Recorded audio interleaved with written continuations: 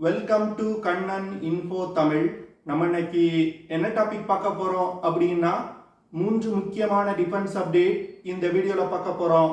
முதல் defence update, முன்னாடிலாம் இந்திய விமானப்படை அப்படின்னா வெளிநாடுகள்ல இருந்து விமானங்களை இறக்குவது குறித்து மட்டும்தான் செய்தி வெளிவரும். ஆனா தற்போது இந்திய விமானப்படை குறித்து வரக்கூடிய செய்திகளை பார்க்கும் பொழுது இந்திய விமானப்படை தன்னுடைய கேப்பபிலிட்டியை நெக்ஸ்ட் ஜெனரேஷனுக்கு அப்கிரேட் செய்து வருவது ரொம்ப தெளிவா தெரியுது. அந்த வகையில எதிரிகளின் எல்லைக்குள் நீண்ட தூரம் ஊடுருவி சென்று தாக்குதல் நடத்துவதற்கு இந்தியா ஜாகுவார் ஃபைட்டர் ஜெட் விமானங்களை பயன்படுத்தி வந்துகிட்டு இருக்காங்க.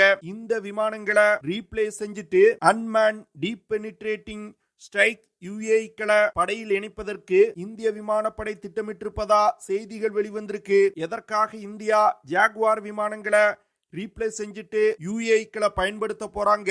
இந்திய விமானப்படை இணைக்க உள்ள அன்மேன் டீப் பெனிட்ரேட்டிங் ஸ்ட்ரைக் யுஏக்களோட செயல்திறன் எப்படி இருக்கணும், இந்த யுஏக்களை பயன்படுத்தி என்ன மாதிரியான ஆபரேஷன்களை கேரி அவுட் செய்ய முடியும் அப்படிங்கிறது குறித்து பார்க்கலாம். இரண்டாவது அப்டேட், தேஜஸ் MK-1 விமானத்தை ஒரு ஆப்பிரிக்க நாடு வாங்க இருப்பதா செய்திகள் வெளிவந்திருக்கு. எந்த நாடு தேஜஸ் MK-1 விமானத்தை வாங்க போறாங்க?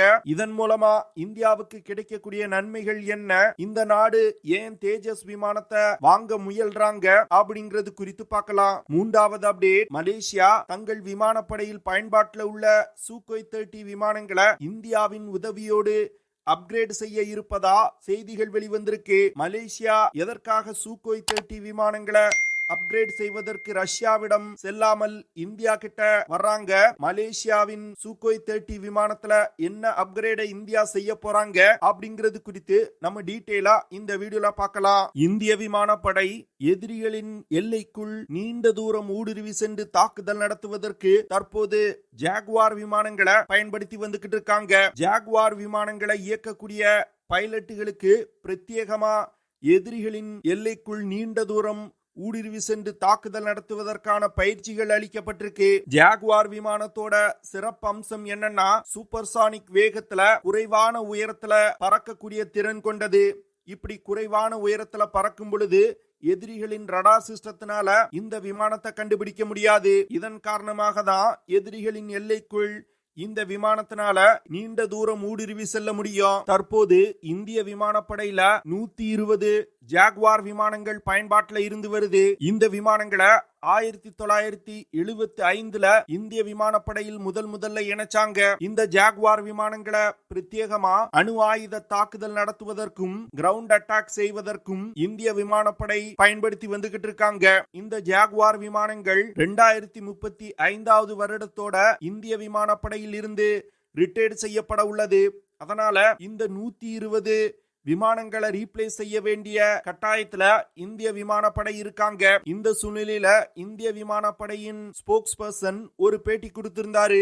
இந்த பேட்டியில ஜாகுவார் விமானங்களை அன்மேன் டீப் பெனிட்ரேட்டிங் ஸ்ட்ரைக் யுஏக்கள் ரீப்ளேஸ் செய்ய இருப்பதா சொல்லியிருக்காரு. இந்த விஷயம்தான் தற்போது மிகப்பெரிய பேசுபொருளா மாறி இருக்கு. ஏன்னா ஜாகுவார் விமானங்கள் ஒரு தனித்துவம் வாய்ந்த ஃபைட்டர் ஜெட் விமானம். இந்த விமானத்தை ஒரு யுஏவியை கொண்டு ரீப்ளேஸ் செய்வது ரொம்ப கடினம் அப்படின்னு சிலர் பேசி வந்துகிட்டு இருக்காங்க.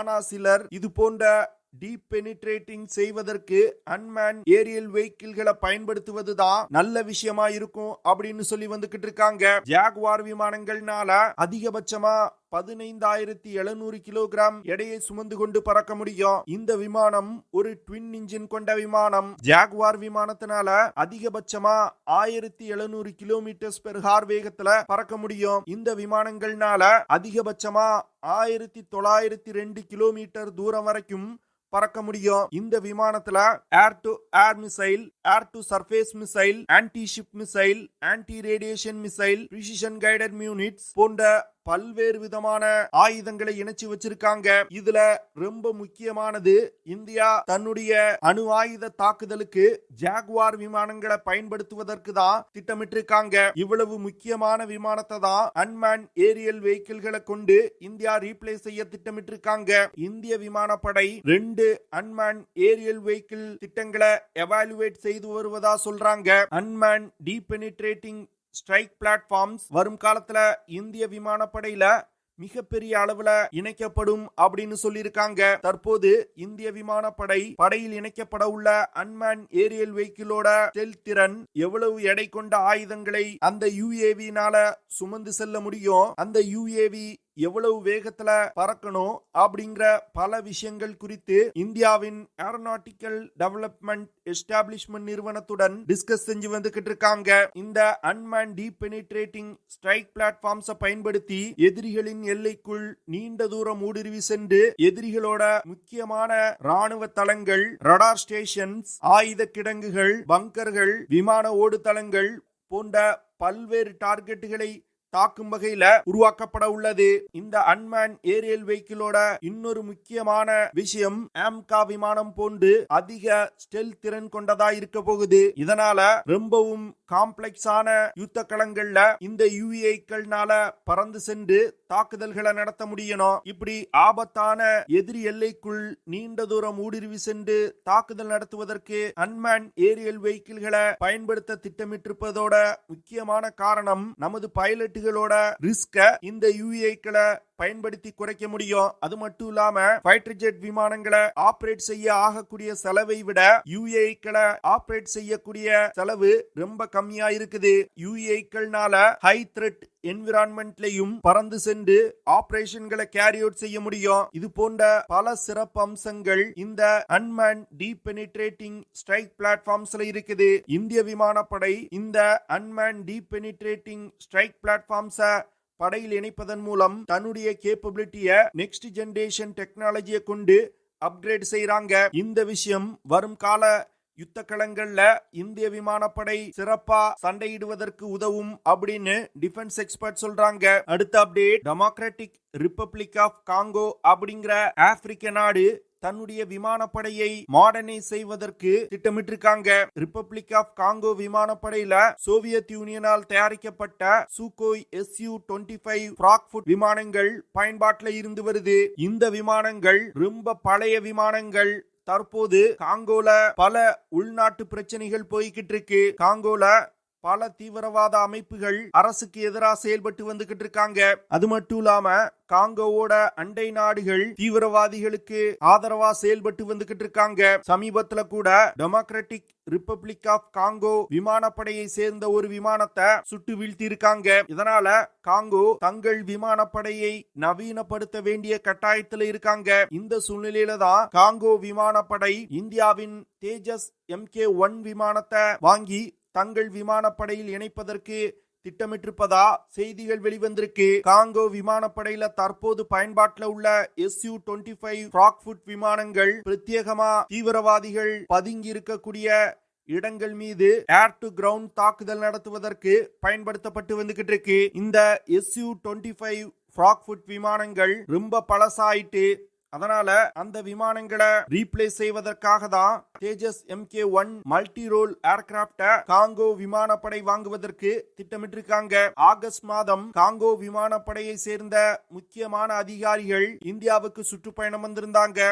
அவர்களோட சுற்றுப்பயணத்தின் போது HAL சேர்ந்த முக்கியமான அதிகாரிகள் தேஜஸ் MK-1 விமானத்தோட சிறப்பு அம்சங்கள் குறித்து ரொம்ப டீடைலா எக்ஸ்பிளைன் பண்ணாங்க. அது மட்டும் இல்லாம தேஜஸ் MK-1 விமானத்துல பயன்படுத்தப்படும் ஆயுதங்கள், அந்த விமானத்தை என்னென்ன ஆபரேஷன்களுக்கு பயன்படுத்த முடியும் அப்படிங்கிற விஷயங்களை ரொம்ப டீடைலா எக்ஸ்பிளைன் பண்ணிருக்காங்க.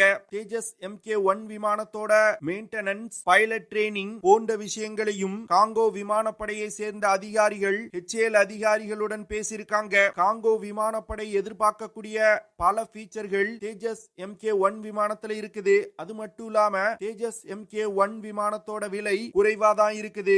இதன் காரணமா காங்கோ விமானப்படை தேஜஸ் விமானங்களை தங்கள் Su-25 விமானங்களை ரீப்ளேஸ் செய்வதற்கு வாங்குவாங்க அப்படின்னு டிஃபென்ஸ் எக்ஸ்பர்ட் சொல்றாங்க. காங்கோ மட்டும் தேஜஸ் MK-1 விமானத்தை வாங்குனாங்கன்னா இந்தியாவுடைய ஏரோநாட்டிக்கல் செக்டாருக்கு மிகப்பெரிய பூஸ்ட் கிடைக்கும் அப்படின்னு டிஃபென்ஸ் எக்ஸ்பர்ட் சொல்றாங்க. அது மட்டும் இல்லாம உலகின் மற்ற நாடுகளும் தேஜஸ் விமானங்களை வாங்குவதற்கு இது ஒரு முன் உதாரணமா அமையும். அடுத்த அப்டேட், ராயல் மலேசியன் ஏர்போர்ஸ்ல Su-30 விமானங்கள் பயன்பாட்டில் இருந்து வருது. தற்போது உக்ரைன் ரஷ்யா போர் காரணமா ரஷ்யா மீது பல பொருளாதார தடைகள் போடப்பட்டிருக்கு. இதன் காரணமா ரஷ்யாவிடம் இருந்து Su-30 விமானங்களுக்கு தேவையான உதிரி பாகங்களை வாங்குறதுல மிகப்பெரிய பிரச்சனை இருக்குது. ஆனா இந்திய விமானப்படையை பொறுத்தமட்டில் ரஷ்யா மீது போடப்பட்டிருக்க சாங்ஷன்னால பெரிய பாதிப்பு இல்ல.